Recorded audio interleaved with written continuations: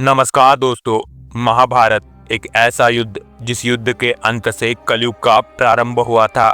एक ऐसा युद्ध जिसमें खुद परम पिता परमेश्वर भगवान श्री कृष्ण शामिल थे। जिस युद्ध में पितामह भीष्म से लेकर गुरु द्रोण और दानवीर महारथी कर्ण जैसे महापराक्रमी शूरवीर वीर गति को प्राप्त हो गए थे। दोस्तों, आज से 5000 साल पीछे मतलब 3100 ईसा पूर्व हुआ ये महाभारत कोई साधारण युद्ध नहीं था, बल्कि भगवान श्री कृष्ण रचित एक ऐसा समय चक्र था जिसमें पूरे आर्यावर्त से अधर्म का नाश हुआ था। जिस युद्ध ने पूरे आर्यावर्त को एक नई सोच, नई परंपरा और एक नया युग दिया था। अधर्म के मार्ग पर चलने वाले कौरवों का विनाश हुआ और धर्म का साथ देने वाले पांडवों का विजय। इसी महाभारत में भगवान श्री कृष्ण ने अर्जुन को कुछ ऐसा ज्ञान दिया जिससे पूरे हिंदू धर्म का कल्याण हो गया। इसी महाभारत के कुरुक्षेत्र की भूमि पर श्री कृष्ण ने कहा था कि मैं ही परमात्मा हूँ, मैं ही जगत का पालनहार हूँ। लेकिन इसी महाभारत को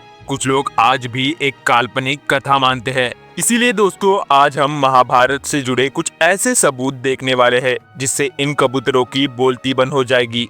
नंबर 1, कुरुक्षेत्र की लाल मिट्टी। दोस्तों, आपको पता ही होगा कि महाभारत का युद्ध कुरुक्षेत्र की भूमि पर हुआ था, जो कि आज का हरियाणा राज्य है। कहते हैं महाभारत के युद्ध में लाखों की संख्या में लोग मारे गए थे, जिससे इतना खून बहा था कि पूरे कुरुक्षेत्र की भूमि रक्त से लाल हो गई थी, जो कि आज भी वैसी ही लाल पड़ी हुई है।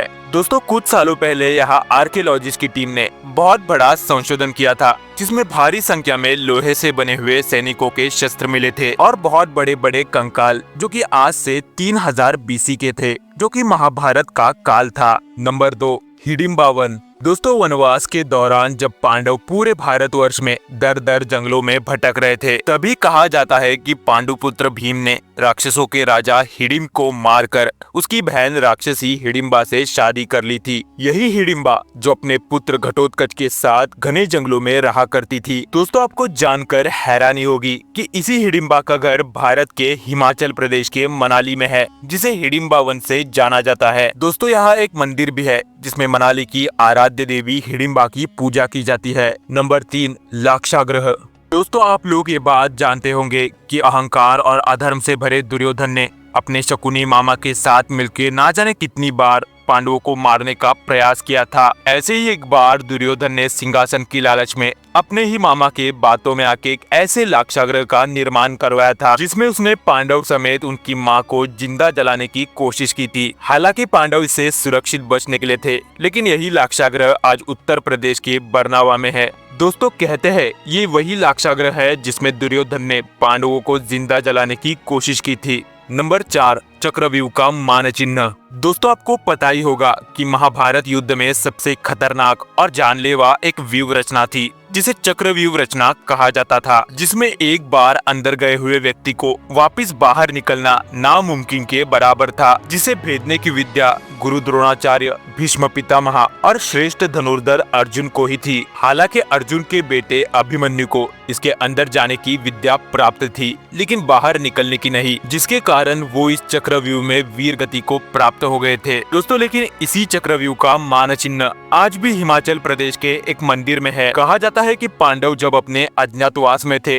तब अर्जुन ने इस मानचित्र का निर्माण अपने चक्रव्यूह के अभ्यास के लिए किया था। नंबर 5, श्री कृष्ण की द्वारका नगरी। दोस्तों, द्वारिका नगरी, जिसे भगवान श्री कृष्ण ने समुद्र के बीचों बीच बसाया था, ये इतनी भव्य और सुरक्षित नगरी थी जिसके प्रमाण हमें महाभारत में देखने को मिलते हैं। लेकिन महाभारत के भीषण युद्ध के बाद अपने 100 पुत्रों के शवों पर रोती गांधारी ने खुद भगवान श्री कृष्ण को श्राप दिया था। हालांकि भगवान श्राप से परे थे, लेकिन एक नए युग के शुरुआत के लिए ये भी उनकी ही लीला थी। गांधारी के श्राप के कारण भगवान श्री कृष्ण ने समुद्र में बसाई पूरी द्वारिका नगरी उनके वैकुंठ प्रस्थान के कुछ ही सालों बाद समुद्र में डूब गई थी। लेकिन जब 1963 में कुछ स्थानीय मछुआरों की वजह से इसी द्वारका के समंदर में आर्कियोलॉजिस्ट की टीम ने खोजबीन शुरू की, दोस्तों, उन्हें समंदर में कुछ ऐसा दिखा जिससे उनके होश उड़ गए थे। आर्कियोलॉजिस्ट की टीम को वहां भग्न स्थिति में पड़े कुछ इमारतों के अवशेष मिले और मूर्तियां मिली थी जो आज से 5000 साल पुरानी थी, जिसकी वजह से आर्कियोलॉजिस्ट की टीम ने भी ये मान लिया था कि शायद इसी जगह पर श्री कृष्ण की द्वारका नगरी होगी। तो दोस्तों, ये थे महाभारत के कुछ जिंदा सबूत, जिससे ये पता चलता है कि महाभारत कोई काल्पनिक कहानी नहीं बल्कि हमारा वीरतापूर्ण इतिहास था। तो चलिए दोस्तों, आज की कहानी यही खत्म करते हैं। कहानी पसंद आई हो तो चैनल को सब्सक्राइब करना ना भूले, साथ में बेल आइकॉन दबाएं। धन्यवाद।